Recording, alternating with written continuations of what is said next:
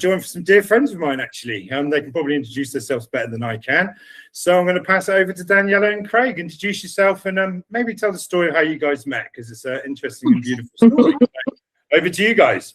Hello, everyone, and we are so honored to be with you all, and it's time to be here and the planet to shine. And we met last year in May on Sarah Brexman Cosme Egypt trip in front of the Sphinx, and we remember each other, and here we are together and sharing now coming masculine and feminine energy coming together, and so super excited. And we know Brad beautifully, and we met again in Glastonbury and Avalon, and here we are coming together as one.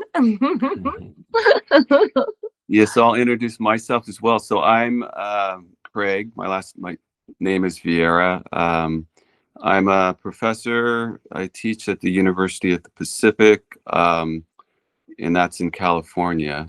And I have a background in where I work on spiders, and I've been working on spider silk. A lot of individuals are interested in the material properties of silk because it's stronger than steel. And so my research lab has focused on trying to understand the proteins that are actually in the fibers and how they relate to the mechanical properties. And what a lot of people don't know is that spiders can spin 7 different silk types that have different mechanical properties. And so that's probably why that you see 8 legs, is they can actually pull multiple fiber types to make composite silks with different mechanical properties. So I've been trying to understand the proteins and identify the different proteins and their sequences and relate that to the material properties. So I have a background in cloning genes. I use a lot of biochemistry, a lot of molecular biology, and we've actually been able to clone a number of different genetic blueprints for spider silk proteins and bacteria. We can purify the proteins and spin them into artificial silk fibers and then test the material properties. So that's a little bit on my background. I've done a lot of like micro dissections of black widow spiders. So a lot of people maybe be familiar with black widow spiders because the females have a red hourglass that's on their abdomen. And that, as we were doing a lot of dissections with the spider, I kept wondering, like, why is this red hourglass present on the abdomen? Most people identify it based on fear to stay away from black widow spiders because they actually, if they bite you, their fangs are strong enough to pierce through your skin, and then they put a variety of different neurotoxins into the individual, and it can range from invertebrates to vertebrates. So normally people are taught to not really mess with them. They're not really aggressive. I keep them. I've got a whole bunch of them in the laboratory. And so I kept just looking at that hourglass that was present and wondering why it was there. The ecologists were telling me it was largely there so birds would know not to mess with them. But then it was just like, with 40,000 different spider species, why are they like ones that only have the hourglass? And so that kind of led me into where I started to think more deeply about why that hourglass was there. And at the same time, I was being drawn to Nikola Tesla's work. And so I started to dive into a lot of the applications of what he put forward. And I think people that have looked into his work know that he's probably one of the most brilliant scientists that was on the planet as far as we in our kind of memory. And he developed alternating current, which is carried to all the houses, and that's huge for our energy in our homes and all of our devices. He also came up with the electric motor and so many other things as well. And so as such a genius, I started looking into his mathematics. So he had this vortex mathematics, which has to do with doubling of numbers. And like if you take the number 1 and then you double it to 2, and you double 2 to 4, and then you double 4 to 8, and double 8 to 16, it becomes 16. And then if you take the 16 and you compress 16 into a single digit, the 1 and the 6 is a 7. Okay, so that's the 1 plus the 6. And if you double 16, you get 32. And that's a 3 and a 2 or a 5. Now, if you keep doubling the numbers, this pattern will repeat. The 1, 2, 4, 8, 7, 5. Now we're going to details. Yeah, will continue to repeat itself because it's describing how energy flows. And the hourglass looks like this, that everybody knows, and that's the book. And yes. So the hourglass is what I'll connect it to is the hourglass actually represents how the universe breathes. The universe actually exhales, and then the energy will go out, and it's magnetic energy that's going out. And numerically, you'll see that I can represent that with the number 6. And then the energy will turn around and it will come back, which is more of an inhale. And that can be represented by the number 3. And that's what maybe in physics they would call the dielectric. So we have a toroidal field that's being formed, but we have energy that's going out, and then it's returning. Okay, which is the magnetic is the expansion going out, and then the return waves are coming back in, and then they go back into the constriction point on the hourglass, and that is like the stillness or the pause. So you have a complete like breath cycle with the exhale being the 6, the inhale being the 3, and then the 9 is being the pause. So you get his 3, 6, 9.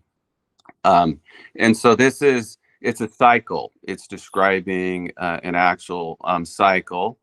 And so I decided to put the doubling of the numbers, that 1, 2, 4, 8, 7, 5. I decided to model that and put this back onto the hourglass. And I put 3 of the digits, the 1, 2, 4, on the top triangle that's inverted. Okay. And then on the bottom triangle, I put the 8, 7, 5.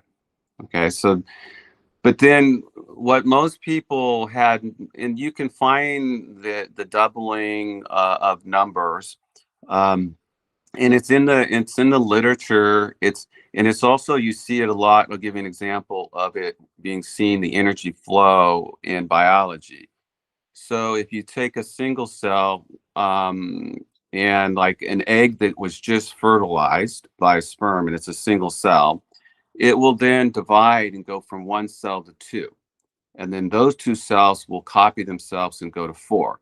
And then they'll go from 4 to 8, 8 to 16, 16 to 32. So you're seeing the same energetic circuit with the 1, 2, 4, 8, 7, 5. And you're seeing it in biology in an actual life of how individuals develop. And this is like constant across all animals. The interesting thing also too is that if you can run the energy backwards. So if you take the number 1 and divide it by 2, you get 0.5. And then if you take 0.5, divide that by 2, you get 0.25. And so you're going backwards. Instead of going 1, 2, 4, 8, 7, 5, you go 5, 7, going backwards, 5, 7, 8, 4, 2, 1.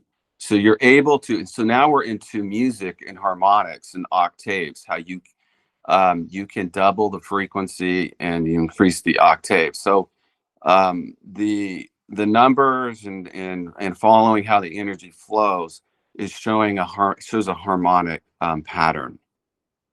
And so I also then thought, okay, where'd you put the 3 and the 6? Because it doesn't show up in the doubling. If you notice the 1, 2, 4, 8, 7, 5, the numbers 3, 6, and 9 are not present. They're not there. So on the hourglass, I decided then to put them, the 3 and the 6, the 3 on the left side of the hourglass, and then the 6 on the right side. And I made where the constriction point was, I made it 0 and 9, as the energy would go out with the 9, and when it comes back in, it would be the 0. And the 3 and the 6 are on the left and the right side of this respectively. So now you have off the left side of the hourglass, which is the vertical portion, you have the numbers 1, 3, 8. And then down the center of the hourglass, you have the number 2, 9 or 0, and then you have 7. And then on the right, you have the 4, 6, 5. And you can take and go around what looks like, it actually looks like the Great Pyramid. It actually, the hourglass with the gas lines, if you look in the book, you'll see that if you were to pull the constriction point up, where we could say the constriction point is like a singularity, you could kind of pull it up and you could collapse it, and you would see a square base pyramid exactly like you see, yes, in Egypt.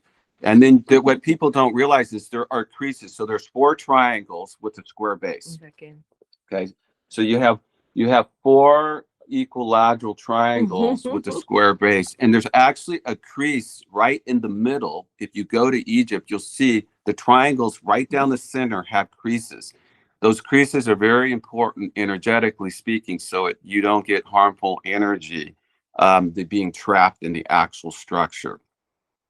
So once I saw this and I put that, there's some very interesting things with the numbers that showed up with the 138, 297, and the 465, which I can get into. But then I also made a connection with the numbers. I started to think there has to be the geometry must be somehow mapped back onto the structure. And as I mentioned before, the hourglass represents the breath of the universe, but it also represents Nikola Tesla's etheric lattice. And it's one form of how it could be represented. And I'll get into that when I talk about what that etheric lattice structure looks like. But he did say that if you understood the 369, you would have the keys to the universe. And he's absolutely correct, because then you're going to see how these numbers will trace back to the etheric lattice and how energy actually flows in coherency into geometric structures, which is quite amazing. How he figured this out without a computer blows my mind. But it's all there. And so I'll describe a little bit about the geometry, because I want to lay it back onto those numbers, the 1, 2, 4, the 8, 7, 5, how they appear on that hourglass. Because why geometry? Yep. And yeah, before we dive too far into it, can you maybe, like, some of our listeners might not have, really get the full, comprehension of what, sacred geometry is. Maybe you can, like, break it down a little bit maybe for them. Okay, let me break the sacred geometry down. So as far as the geometry that a lot of people are familiar with, it's Euclidean geometry. So people may be familiar with the tetrahedron, which is basically 4 triangles that are kind of put together. Tetra is 4. Or they may be familiar with the octahedron, okay, where you have 8 triangles that are put together. A cube, also maybe an icosahedron. These are known throughout history. Fire is represented by the tetrahedron. historically speaking. So these are platonic solids, and the platonic solids are, as you have them. The platonic solids are known when you have the same, I'll call it a polygon. It's a two-dimensional structure like a triangle. If you put 4 triangles together, they're all the same. So you have a tetrahedron. And then you can have a cube. Everybody, if you take squares and you put squares together, you can form a cube. That is the Earth, represented as the Earth.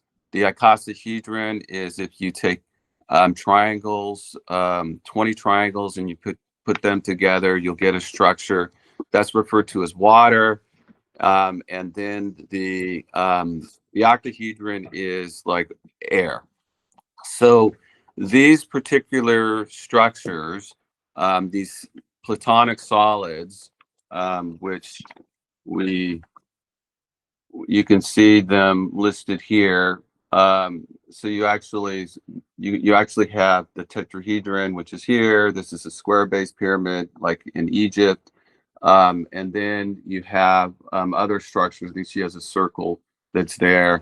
And their relationship is that these structures, you can measure their internal angles. So if you get into looking at geometry, you can sum the internal angles of a triangle, and an equilateral triangle has 180 degrees. So it has 3 internal angles that are 60 degrees. Why is it important that we measure the internal angles of these geometric structures? Is because as you sum them up, it relates to volume and magnitude and how much energy, how much magnetism that you can pack into the structure and have it be stable and have energy cycle. You think of it as like you're putting light into a container, and you have to have stable containers to have the energy cycle through. And so you can see a variety of different containers. So I actually started to look at the most, and I was using a lot of the mathematics from Buckminster Fuller, who was a very famous geometrist, and he had a book, Synergetics, and I was really following a lot of his work, and he was stating that the tetrahedron with the 4 triangles was the most stable structure on the planet, and everything is triangles and everything is based on tetrahedrons, and he was packaging this as the fundamental unit of how space is like compartmentalized. And so I started to look at the numbers, and I'll throw out a few of these geometric structures, but let me paint where I'm going to go with this, because it turns out to be important that we understand how the system I have right now, I'm going to call it's a whole number, because I'm going to show you using whole numbers and rational numbers. Whole numbers, I think everybody's familiar with 1, 2, 3, 4. Rational numbers can be whole numbers, or they can also be repeating numbers, but they are not irrational numbers. They're not like pi. They're not like the golden mean ratio. Those are irrational numbers. They don't repeat. They just go on forever. Okay, but my system that I'm describing here that connects with Tesla's work uses whole numbers and rational numbers, not irrational numbers. And so when I started to look at the geometry, where this will go will be, which maybe some people don't realize, is that when the ancient Egyptians were building their structures, they were very aware of how specific geometries and angles and lengths, if you put them together in the physical 3D and you build those structures, how they're able to connect with this invisible grid between you and me, which this is the etheric lattice. They clearly knew what this was, and which is loaded with energy, and they were able to, by resonance, pull the energy from the etheric lattice to their physical structures and bring the energy there, so they would become, it would help them become very highly energetic. Okay, so imagine that you have an invisible space between me and you. There is this invisible grid that is geometric, and it's loaded with energy. But in order for you to pull the energy to you through resonance, you must match that structure. Okay, so you must be able to match it to pull the energy to you. And it would be similar to, because Tesla was all about resonance. Tesla with energy, everything he looked at was really what I would say is scalar resonance. And he wasn't using force, Newtonian force, which isn't what is commonly used in physics. So let me give you an example of the difference between the two. If I had like a glass and I wanted to break it, I could bring a sledgehammer and smash it using force, okay? And I would break the glass. Or I could sing and match the frequency of the molecules that are making up the glass, and I could become entangled with it and we have resonance with it. And through resonance, the energy is going to build and become amplified, and the glass would shatter. I'm not even close. I don't have to get close to the glass. This is a transfer of energy through resonance. It's a communication. And this is what Tesla was using. And this is what the ancient Egyptians were doing. But they understood also the etheric lattice and the geometry and the numbers and what to do to pull the energy to that location. They left it in the hieroglyphs. I can already see it in the weighing of the heart hieroglyph, which is one of the most famous hieroglyphs that Thoth, one of the Egyptian gods, is well known, who was a teacher of liberal arts and sciences and left the information behind. It's in the hieroglyphs. But most historians will not be able to see this because they won't understand the geometry and the mathematics that I have that connects back to this etheric lattice, which is all explained in the book. So they were aware of it. Its resonance. I'll give you one other example, like soldiers walking across a bridge. If they get in the right cadence, the right rhythm, and it matches the structure of the bridge, and you get resonance, the whole bridge will come down. You don't need to drop a bomb on it and use force. You can actually have it come down through resonance. And so this is what Tesla was very interested in.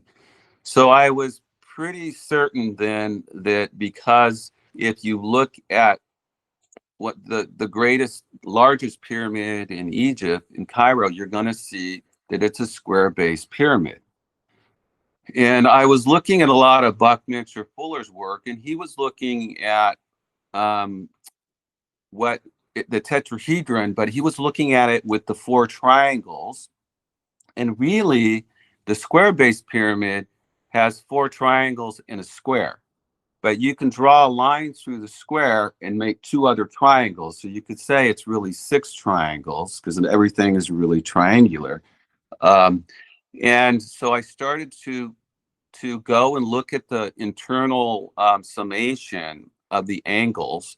And so I'm going to explain like one of them, and because you can find a lot of this in the book, and the numbers, people sometimes, when I put a lot of numbers out, they go into shutdown mode because there's so many numbers.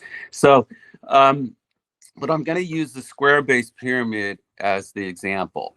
So the square at the bottom, in Euclidean geometry, the internal angle of a square, if you go in, there are 4 of them, and they're 90 degrees. Each one is 90 degrees. And so 4 times 90 is 360 degrees. So the square base of the pyramid is 360 degrees. That's the internal summation. And then it has 4 triangles. In one triangle, equilateral triangle, it has 60 degrees as the internal angle, and there are 3 of them. So that's 180 degrees times 4, or 720 degrees plus 360, the base, you get 1080. Okay, so the internal summation of the square-based pyramid is 1080, or 1080. Okay, so I want to look at that because I'm going to show you how I mapped it back onto that hourglass. Remember, the hourglass goes 1, 2, 4, 8, 7, 5. And the 1 and the 8 are across from one another. Okay, now look at 1080. It goes 1, and then the last 3 digits goes 0, 8, 0. If you add those together, that's 8.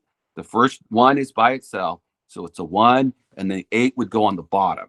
Are you guys seeing what I'm saying there? So you have the 1, and then you have the 8. It's not on there. You have the 1 and the 8. And then so that corresponds to the square base pyramid. Then if you go to the next position, there's a 2 and a 7. Because remember, it goes 1, 2, 4, 8, 7, 5. And the 2 and the 7 are across from one another. So if you take 1080 times 2, you'll get 2160. Okay, that's the summation of the internal angles. So then you take the first digit to 2, and then last 3 digits are 160. You add the 1 and the 6, and you get the 7. Okay, so the 2 and the 7, I can map the 2160 Euclidean geometric structure back onto the hourglass. I can do the same thing for the 4 and the 5. In short, that is, if you take 1080 and you multiply it by 4, you're going to get 4320, and you can put the 4 and the 5 back onto that hourglass. So in short, and I could go with the 3 and the 6. I can keep doing this with 1080 times 3, 1080 times like 5, 6, 7, and I can lay out all those geometric structures back onto that hourglass, which means that there's a connection with the harmonics and the doubling of the numbers and the geometry.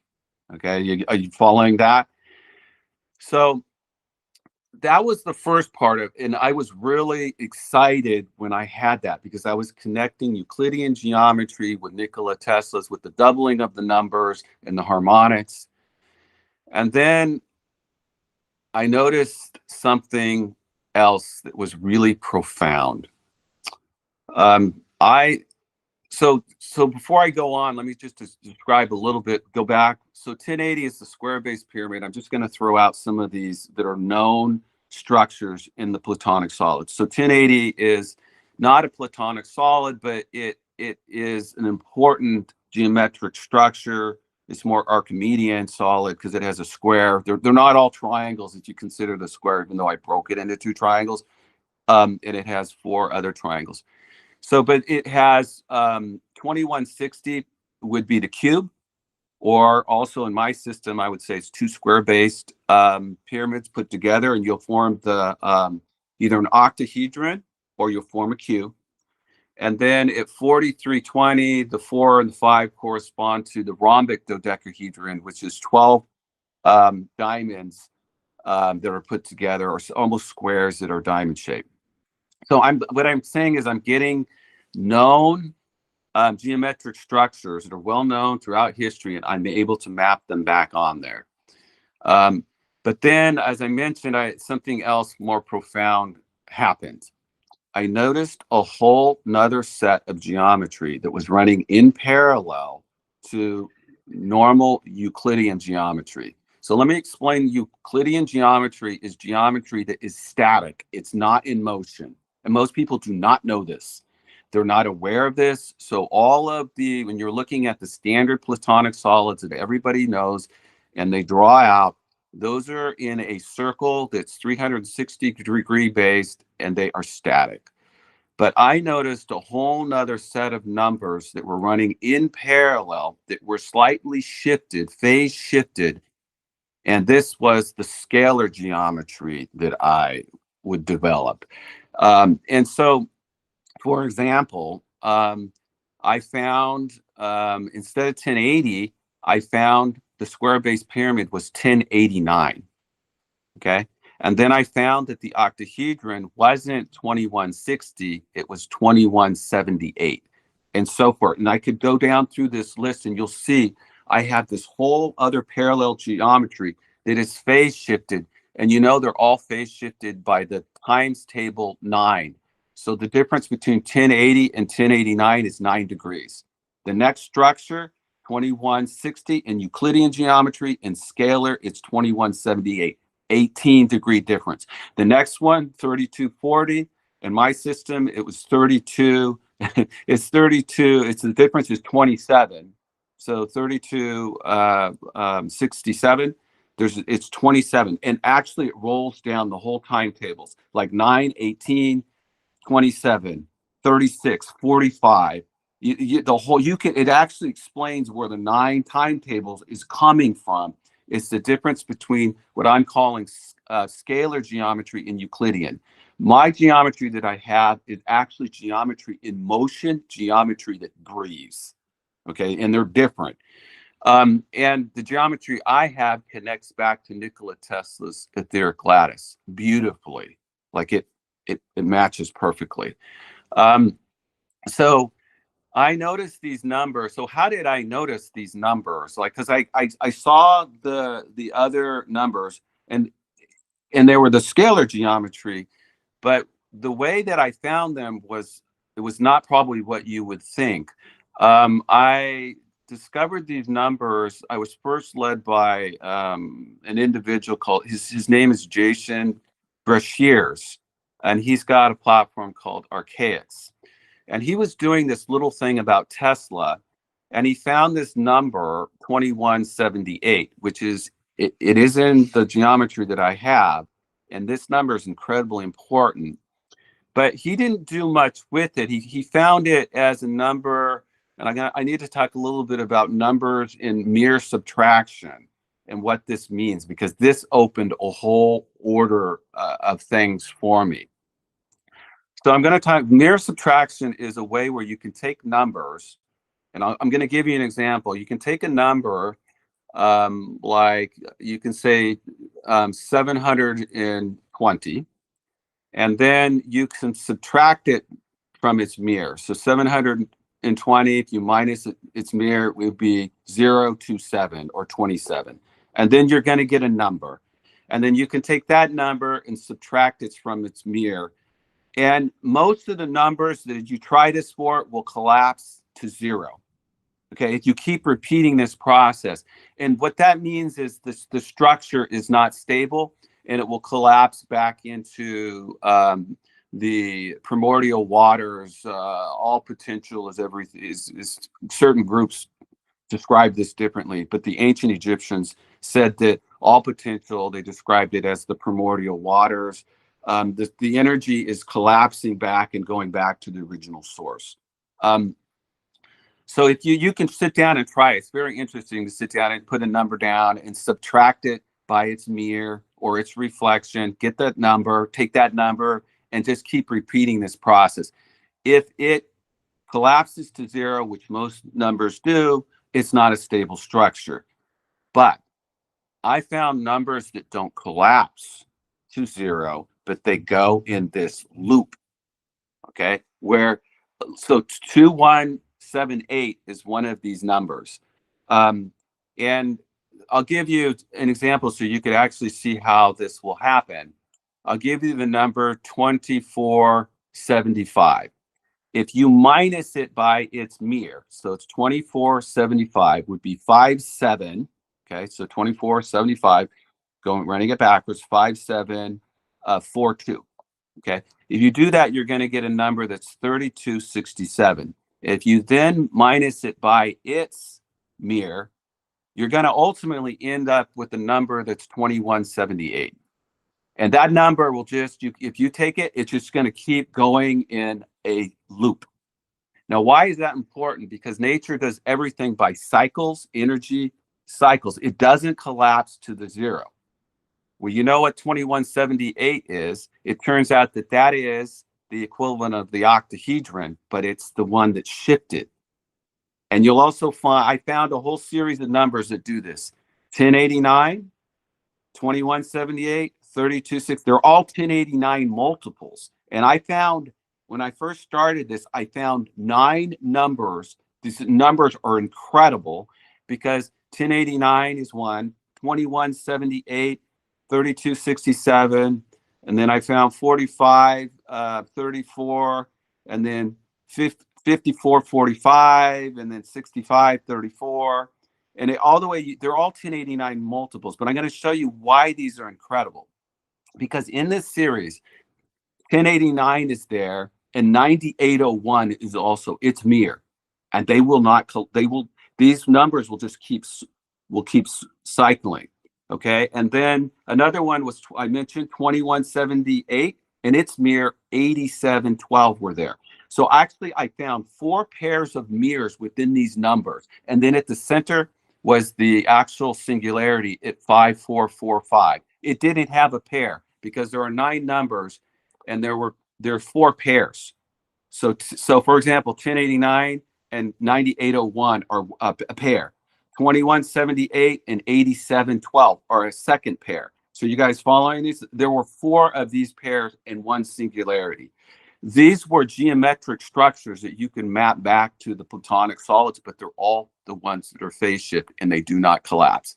So what you're looking at here is a set of geometric structures that are based upon the square-based pyramid in Egypt, that the energy, once you put it into these structures, will continually cycle. And it doesn't leak. These are stable containers. 2178 is the light body. It's what holds the energy. The light will circulate in that. It's an octahedral, 12-pointed structure that's very, very important. And I noticed that even amongst those 1089 multiple numbers, they actually will collapse to it's like an attractor. They go to 2178 because it's incredibly important, numerically speaking. So those numbers, the geometry, then this led me then to trying to understand and make it connected with Nikola Tesla's etheric lattice. So I started to dig deeper, and then things started to show up because I noticed that 33 times 33 is 1089.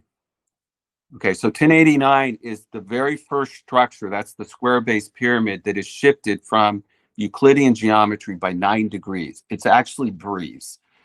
And that one is, why is that one significant? Because it's the fundamental, what I would say is the fundamental frequency or the first harmonic of the whole system. You see it in Leonardo da Vinci's painting. I'm going to take you through history. Watch this. If you go and you look at that painting, and we flew to Milan, Daniela and I flew to Milan in Italy to look at this. And a lot of people have seen it. So Christ is at the center of this painting. Okay, he's the 1089. And then to the left, there are 6 disciples on the left and right, and they're in 2 groups of 3. So you see 33 and 33, or 33 times 33 is an encryption for 1089, the fundamental frequency of the very first harmonic. It's a geometric structure at the base level. And so that's an encryption that was left behind, which is really fascinating. And so I then was very interested in trying to decipher, like with Tesla's 369, it's connected to the etheric lattice. And I'll talk a little bit about this etheric lattice because Tesla was a big supporter of the etheric lattice. In traditional physics, when they hear this word ether, they cringe. And they have been either told through their education that the ether doesn't exist. And mainstream physics, if you talk to most of the physicists, they'll say the ether doesn't exist. They kind of got rid of the ether, and then they had to develop quantum mechanics to bring the ether back. And quantum mechanics is so complicated, most people don't even understand it. And that's a red flag for nature's not that complicated. Even Einstein was using terminology like the fabric of space-time. This is all the ether. And it stems from a misconception of one experiment, I think, that was done by Michelson and Morley. And they did an experiment, and they were trying to figure out whether the ether was real. And in their experiment, they suggested that the ether would be, in their hypothesis, a static ether, and they disproved the static ether, but the ether Tesla was talking about actually breathes and it's in motion. And so most of the physicists look at that and they throw away that the ether, they just assume it's static, but it's not. It's actually alive and it actually breathes. And so the ether, in my opinion, is alive. It's how nature and the universe works. It's how it breathes. The geometry breathes. And if you have the right geometry and then you can connect to the etheric lattice and you can pull energy to you. So there's a lot of applications here, but let me go back and just describe to you the etheric lattice, because this is where Tesla's work really shines. So I noticed that because I work on spiders, and I could tell you that there's no, I initially thought, oh, this is just coincidental, but then everything in my lifetime has been synchronized. My phone number last 4 digits was 3969. Every location that I lived at, the house number, the address was digital route 9. And so this is really was pointing me to, and I didn't even work on spiders. Actually, when I arrived at the University of Pacific, my training was in the human immune system, B cells, antibodies. I actually studied genes and transcription of genes. And then I had a colleague arrive several years after I was there and asked me to work on spider silk. She worked on black widow spiders. Her name was Ann Moore. She wanted me to clone the genes. And so I said, okay, because I had that background, we do it. And we wrote a grant. We got $1 million from like the National Science Foundation. And this was early 2000 to do this work. Then she got burned out of just science and became an actuarist, left the university. I continued to work on the spiders and then noticed the hourglass. But the thing about black widow spiders is that when they spin their webs, they're cob weavers. So their webs, they spin them in the corner of your structure or bushes. They don't have any symmetry to them. What they're actually not beautiful webs at all. They're not like Charlotte. And a lot of people know that Charlotte spins this orb web that looks like a wheel. Okay. Well, it turns out that the hourglass for the etheric lattice is on the black widow spider, but it doesn't spin the wheel. It spins. So there's some distortion that's happened, and it doesn't remember how to spin the actual beautiful wheel. The wheels are being spun by orb weavers like Charlotte. And the actual etheric lattice that I'm going to show you looks like the orb web. Okay, so it looks like a wheel.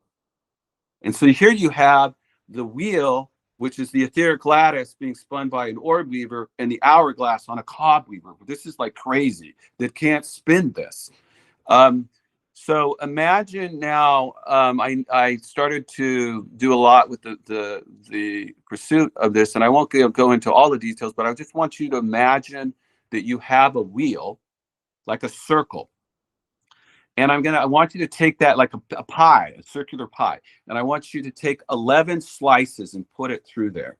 Okay, so imagine you've got a wheel and you've got 11 slices. And then because it's an actual like orb web, I want you to do 3 circles. Okay, 3 circles. So make one smaller diameter and another one a little bit bigger, and then another one a little bit bigger. And I want you to draw from the center point of all of this 11, lines that go out, like you're cutting a pie with 11. So on the first circle at the first circle in, the line will cross. There's going to be a node where the circle crosses the line coming out. The point of cross is what I'll call a node. There are 11 nodes on the very first circle, and you go 33, 66, 99, like 132, 165, 198, 231. Are you guys following what? Like you're going in increments of 33, okay, around this thing. You're going to, at the 11 point, which you'd say is the top of the clock of the first circle, you'll hit 363 degrees. That is the scalar circle. It's not 360 degrees. It's 363 degrees. Okay, that's the first circle. So you're going 33, 66, follow the math on it. If we go with those numbers, 33 is a 6. 3 plus 3 is 6. The 66 is 12. Digital root 1 and 2 is a 3, right? So you got a 6, 3, 99 is 18, or that's a 9. Okay, so you're getting the 3, 6, 9 patterning around the circle. Are you guys following me? Then the second circle, you just continue to pick up. You go from 363 to, you add another 3, 33 to that one, and you go 396, and then you start going around. So you're going to do another 11. So the inner circle has 11 33s. The next circle that's a little bit bigger will have another 11 or 22. You'll go to 22 33s, and the third one you'll go through another 11 or 33. And at the very top is 1089 on one of the radials. So you have 363 on this one radial that's at the top, 726 and 1089. So you have the scalar circle, which is really how the circle is that breathes. It's 363 degrees, not 360. And then you have 726. This is the tetrahedron. It's not 720 like in Euclidean geometry. This one breathes at 726. And then at the very top, you get 1089. Okay, this is the very first. You got to go around 3 times. It's interesting. Tesla's favorite number was 3. You got to go around 3 times to complete one breath cycle. Okay, and you end up at 1089. That's the very first harmonic. Then you can go out and you can put 66s out and you can get the second harmonic. So this then led me all the 1089 multiples of all that. These are the dimensional shells that are talked about. And I mapped actually these to 12, and there are 2, there's a singularity. There's actually 2 singularities in the book. You can read about it. But I think these are the 12 different dimensional levels. And then there's the equivalent of the number 13. People are like, what is this 13? And some people associate it with Ophiuchus, with the zodiac, because there's 12 constellations. And the 13th being it's at the center of the galaxy, because it actually is within that black hole, there's a 0 point. And that's how you get in and out of this of this galaxy, is through that point. So that's a little bit on, you can see the whole lattice of Nikola Tesla. So it really is the 369 if you look at those numbers that go around. And I think if you look at Freemasonry, they tell you that number 33 is for spiritual levels. No, this number is actually in the etheric lattice for the increments. And those nodes are stable structures that the energy doesn't collapse back into the 0 point. So that's the importance of the grid. So let me just summarize a little bit, because I know there's a lot going on with the entire system. I basically took it from working on just spider silk jeans to noticing this hourglass that's associated with time, because when the energy comes out, they're time stamped. The waves are, and so the hourglasses that are present on the Black Widow spiders, you can model the energy back on these structures. And if you start looking for this hourglass, you will see this structure everywhere, in all across the world. But people haven't noticed and modeled the numbers, because it really is on that hourglass with those numbers, you really are describing the breadth of the universe. And it is the same structure that I just described with Nikola Tesla's etheric lattice. They are the same. It's just 2 different ways to represent it. And the significance of this will go into free energy, because if you understand, since invisible space and this etheric lattice is invisible, the ancients knew about it, and they were tapping it and using resonance to pull the energy. So if you want planes, for example, right now, would you say that numbers and sacred geometry are universal language, and absolutely, that even insects have seemed to tap into? It's in we've got it in shells, and yep, especially the bee. Yeah. So all of this, and I haven't really got into something that's called the crystal spiral, but the numbers, the 1, 4, 2. So if you look at the numbers on the hourglass, 1, 2, 4, and then it goes 8, 7, 5. Those numbers, there's no 3, 6, or 9 in those numbers. Interestingly, they're absent, but that pattern series adds up to the number 27. The number 27 is the center part of my hourglass that runs right down the spine of it. It's the stillness, like if you have a vortex, like a tornado, the stillness runs right down the center. The perfect balance runs right down the center. And so the Egyptians were very into the number 7. Okay, so I'm going to release something here that a lot of people don't know. When a lot of people draw the flower of life, they draw it with 6 petals. It looks like a hexagon. From my opinion, the true flower of life is not a 6-petaled flower. It is 7 petals. It's a heptagon. It is, and okay, so where do I could go into the math of this, but the waves, when they come out of the singularity, the energy is coming out of a 7-pointed structure. The heptagon is like this stepchild of the polygons because nobody pays much attention to the heptagon. Okay, and you as you look at it, I could draw it. I drew it. Let me show you so maybe you can see what it would look like.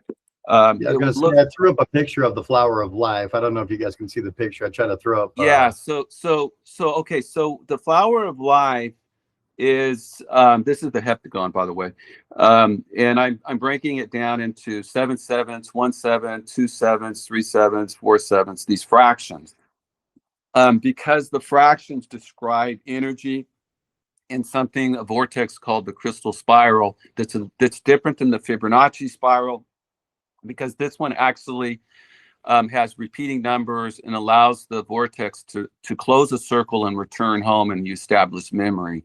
The Fibonacci spiral is constant expansion, and it never returns home, and you don't have memory, and you get loss of energy ultimately, and it fragments and goes back into the 0 point.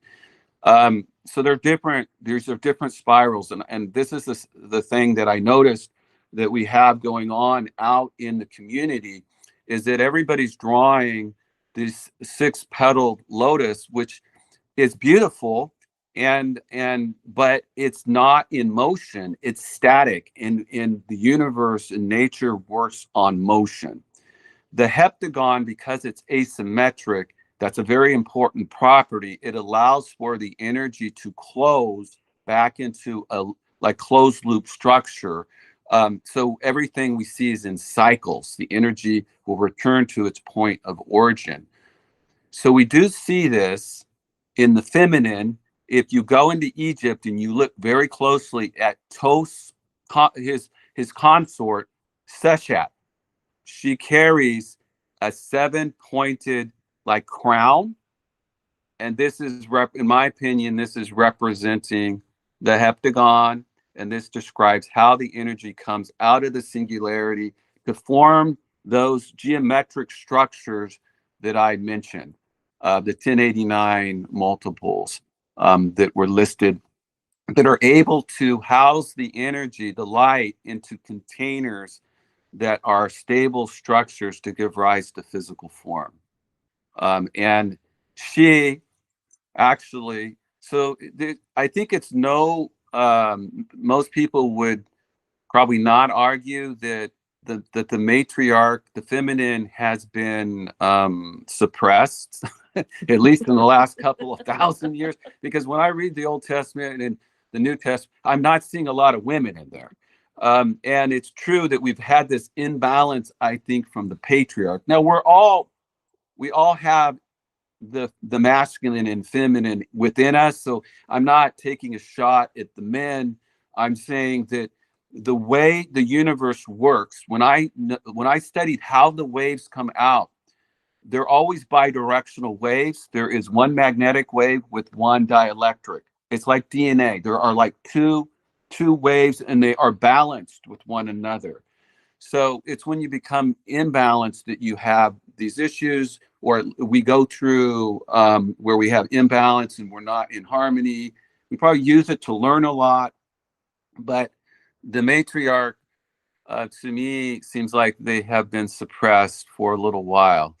And she actually was the she actually, Toth was the teacher, but she created everything. But if you go to Egypt, you won't see a lot of her. She's there, but you have to pay very close attention. But if you see that 7 point, there's a stalk coming down. So some people would say it's got 8, but no, it's a 7-pointed heptagon. And we could get into why that's important, but the energy is actually coming out of a heptagon-based structure. So this is, it's in the mathematics that I have. It's in the book, and it describes how the energy comes out and forms these containers that we just talked about. Because why? Because on Tesla's etheric lattice, those nodes that are on his lattice are describing constraint. It's a constraint framework where the electromagnetic energy is coherent and it falls into these nodes and forms these structures. So that and there's so much more that's in there that I began to remember a lot of the energetic structures. But again, before I went to Egypt, I had read like Sarah Bressman Cosme. She's got several books that are out there. I had read these books, and then something was awakened that I needed to go to Egypt and touch the Sphinx. And I was supposed to get some more geometry and some more information, because crystal, like stone, can store information. And so that's why I went to Egypt. And I put on the first day, the group, there were 33 people in our group. And we ended up going to the Sphinx, and I put my hand on the side of the Sphinx, and it's like I didn't get anything, and I was thinking, where's the information? And then a couple hours later, then Daniela and I were remembering certain things, about being very familiar with one another. And then I returned, and the math and everything continued to come as we went across the globe and met a lot of people during that time as more of the math came to me.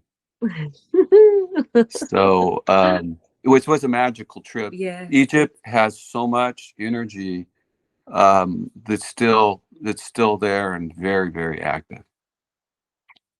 So I know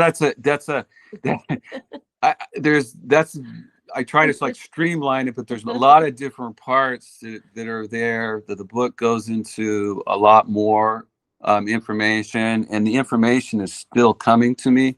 And so I'm even getting more and more information as we go. So Jackie had a quick question for you guys on this one too. Yeah, this may be too far out of the box, but I'm wondering, you said that the hourglass is the breath, earth is breathing, we breathe. So do we, with our emotions and intentions, are we giving off some sort of sacred geometry? I'm very curious about that, like in a metaphysical sense. Yeah, so here's the thing, your thoughts, which are in motion, are geometric. So when you're thinking and you're creating geometry, you will pull, based on resonance, what you are thinking. So if you're vibrating at a lower, vibrational frequency, you're angry, you're upset, and you're not heart-centered, you'll create a distorted geometry, and then you will resonate with another individual that's out, on the planet, that matches that through resonance, and you will pull them to you. And likewise, if it's higher, which then you're gonna, they'll say you're gonna attract that, you're gonna pull that to you. It will accelerate towards you. And because of, if you understand this etheric lattice and everything, it makes the Jedi and what, like you, because then you can manipulate, you know, or cancel certain waves and makes things where appear that don't have any mass. So there, you know, in the movies, this isn't as crazy as what you might think, because your thoughts will create the geometry. And this is why people need to understand the etheric lattice, because if you understand the etheric lattice and through the thoughts and the geometry, you can actually use it, much like a Jedi would use it, to manifest, to entangle yourself with an object, to make it float, and do those kinds of things. Yeah. So yeah, I hope that answers that. But yes, Yeah, your thoughts are geometric, and yeah, they're in motion.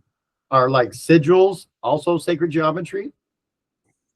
Like a sigil, like you're saying, like a symbol, Like a money symbol. sigil, yeah. The, you know how money creates Yep. that and Yep. creates that picture, or the Maybe it's your thoughts. Yeah, yeah, so is that your yeah, thoughts it's as well? it's definitely energy. So this is why in the corporations, the people at the highest levels will create the right geometry to pull their energy to their companies so that they thrive. Yeah.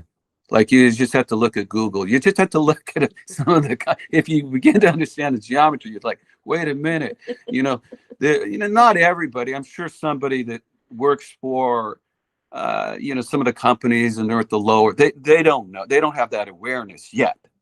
But my goal is to improve the awareness, because there's a lot of things that are happening planetarily speaking that are being shielded, that are not, you know, I think humanity needs to know. Like Tesla's notebooks disappeared. Like when he died. So one of the things, let me show you this, because I didn't even get into the ancient hieroglyphs, but he spent his, I think, last 10 years or so, because they kind of like bankrupted him. He didn't have a lot of money and ended up working in the New Yorker hotel. Well, his room number was 3327. His room is still there. We stayed in it on January 6th of 2024. Mm-hmm. So we stayed in it like almost 1 year ago. And that number, 33, if you take it times 27, is 891. And if you add its mirror, 198, you get 1089. The first fundamental. So there's like these things that are all over. And of course, he did a lot. He understood this grid. And so where did those notebooks? I mean, a lot of the trunks disappeared when he died. They got many of them back, but like 20 trunks didn't come back, because of the implications on propulsion. Like if you understand the etheric lattice and it's like 0 point energy, and its resonance, you're talking about propulsion that doesn't use gasoline, it doesn't use coal. You're talking about resonating with the invisible field, pulling that energy. Now you have basically so much energy available. It doesn't matter where you go, because the constant between the universe is just space. It's the invisible space, which is how these other craft are moving.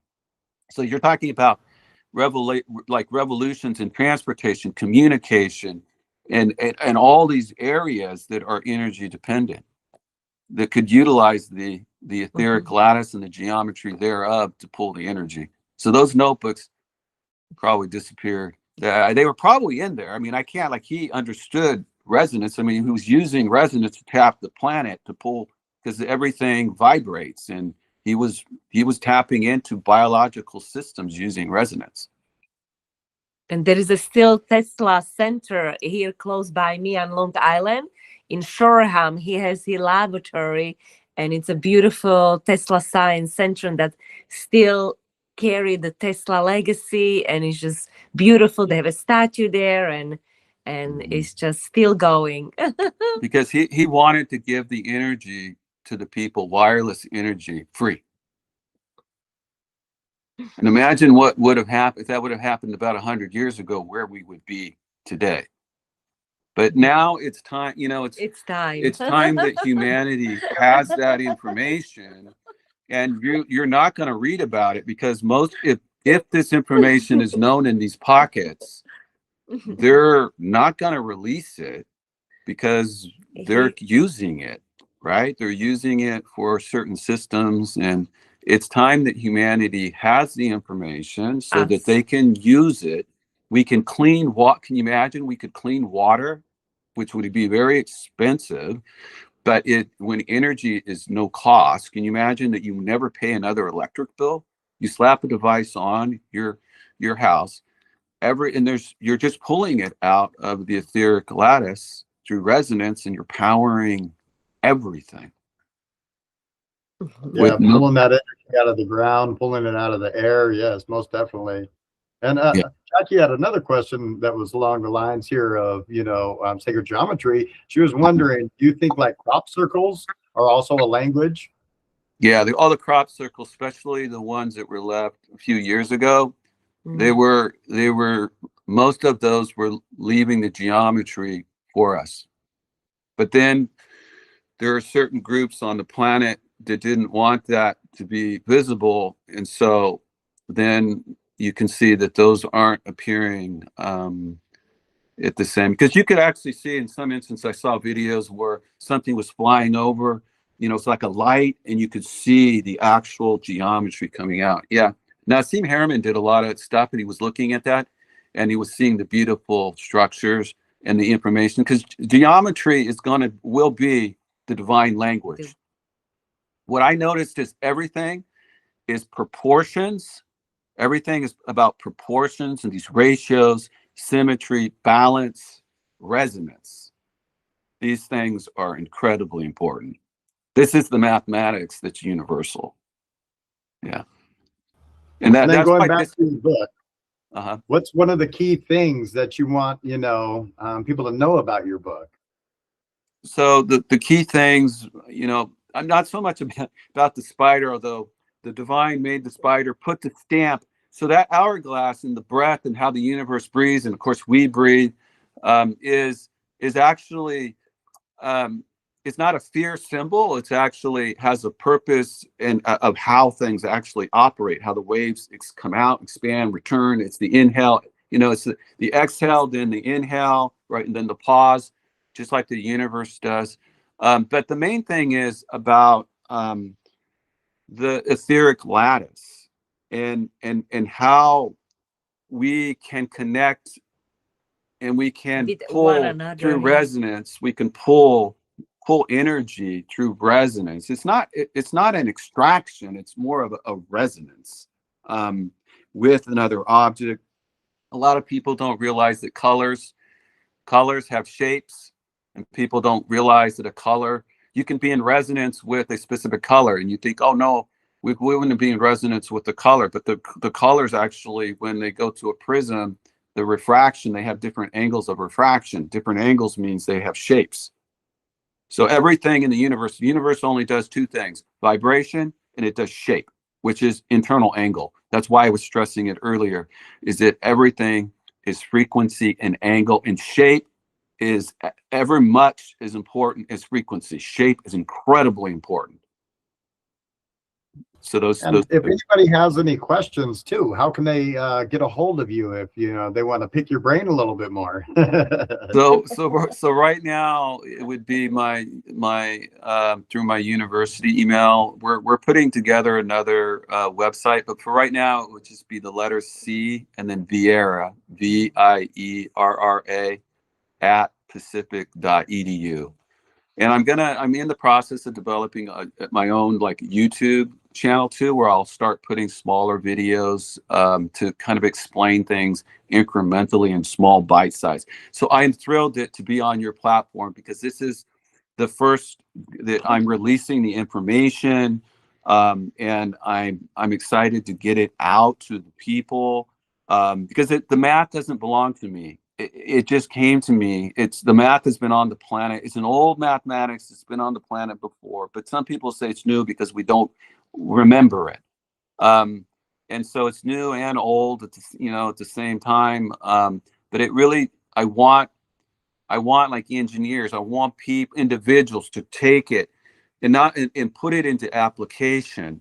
But you really are the device. So when I talk about technology, this is so that you learn to use the information so that you have complete sovereignty, and no one has the ability, because you can manifest something, you can lift something, you can do that through your own particular avatar, not be dependent. This is, yeah, we can use technology as a bridge until you get there, but ultimately you become the device. You are connected to the living life force yourself, and that will supersede anything else. So it's really a journey of the remembrance and getting yourself in that position.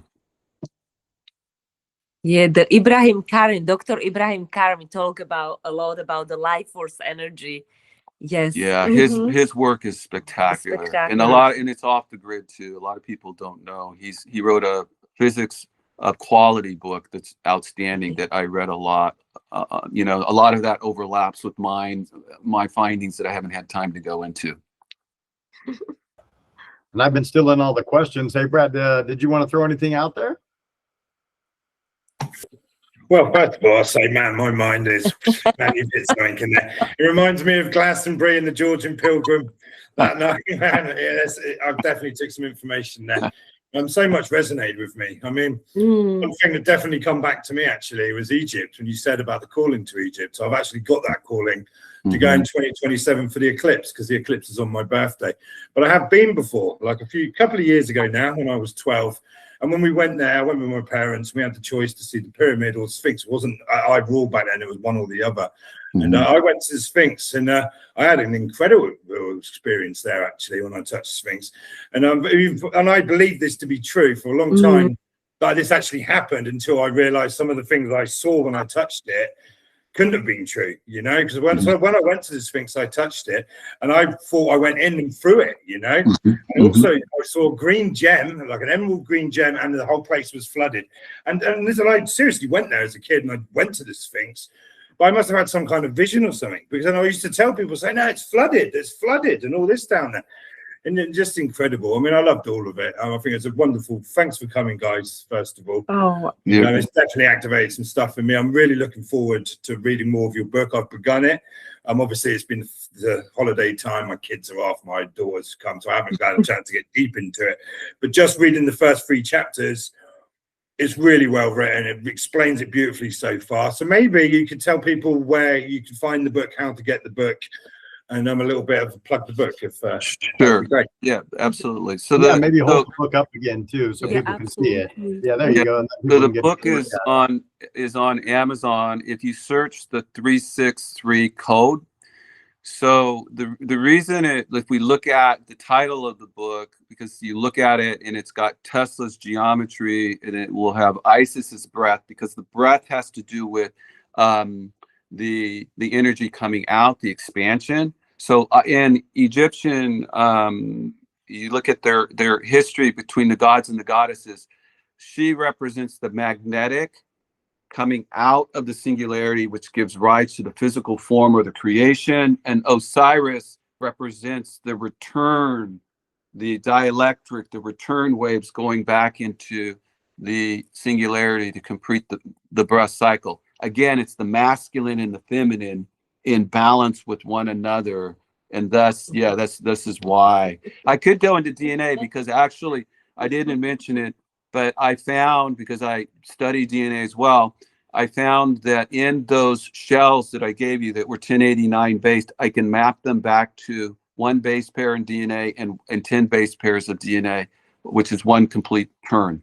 So I can map the geometry of the physical DNA with the bases and the backbone of DNA to these shells that I was giving you that are in the etheric lattice. So we're definitely connected. Our DNA is physical DNA is connected to the etheric lattice, which I didn't get into. I didn't mention Brett mentioned the Sphinx. The Sphinx is 66 feet tall. It's 792 inches in its height. If you add its mirror, 297, you get 1089. So it's connected through communication with the square base pyramid. And that's why we put Anubis. I got one more question That's for you. good. So obviously with the pyramids lately, we've seen these LiDAR scans, incredible, which Yeah. I've looked into, and the data looks pretty legit to me, like the research, and you can back it into they've seen. What do you think? Do you think they've got these coils? I don't know, you must have seen this. Yeah, I think, you know, that what's going on there in Egypt, these civilizations are very ancient the further you go down. And when I was looking at the hieroglyph, just to give you an example of their knowledge, they had the complete etheric lattice, and they understood it, and they put it in the numerology of this hieroglyph. Like you'll find 33s there, the number 27 is there. They're just representing it. And the 7 is there, and another 7. All of these things that are incredibly important is embedded in the numerology. So they knew this, and the deeper you go in, you find more and more that's down as far as to reinforce just how high they were.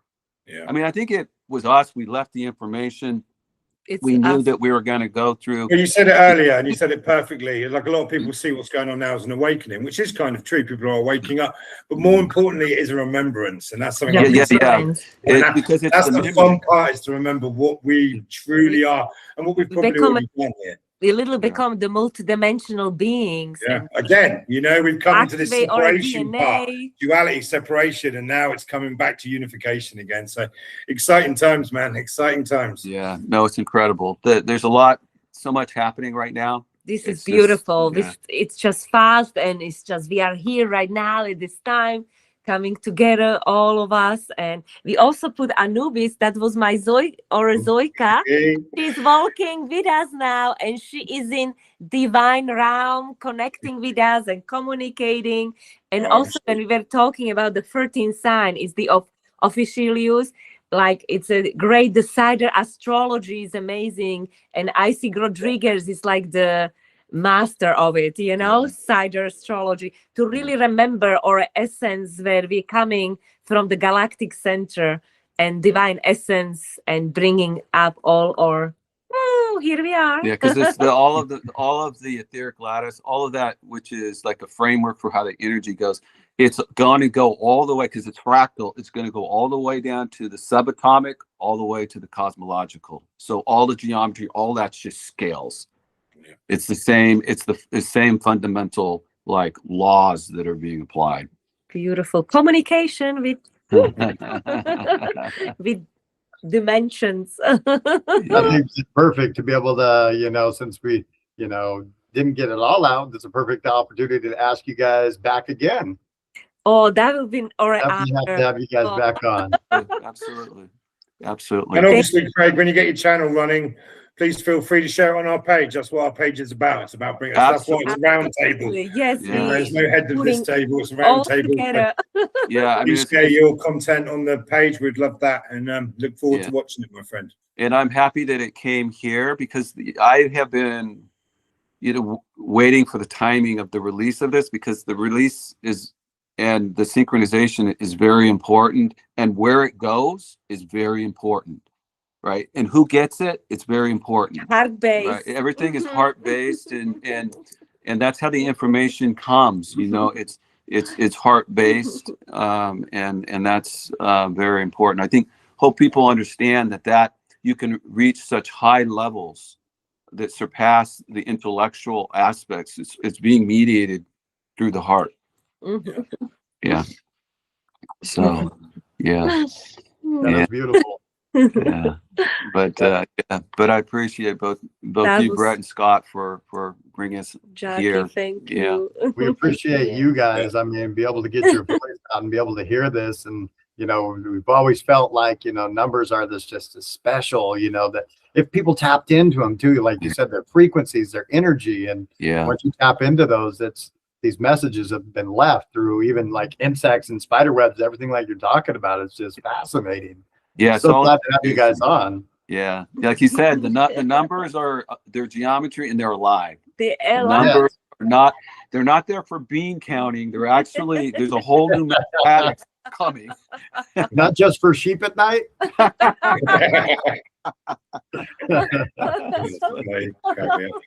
It's such a pleasure having you guys on. Thank you again. Thank you. Thank you so much. Our We'll pleasure. most definitely do this again. And And hey, say- Ramblers, thank you so much for coming out. And I just want to say, like, let's hold Oregaya Pachamama and sending her Pachamama, sending her so much love because she's birthing the new earth, and let's make the easiest possible with so much love.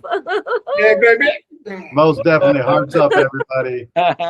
Thanks for watching us, and we'll catch you guys next time. Okay, thanks. Thank you very you. much. Much love. Bye-bye.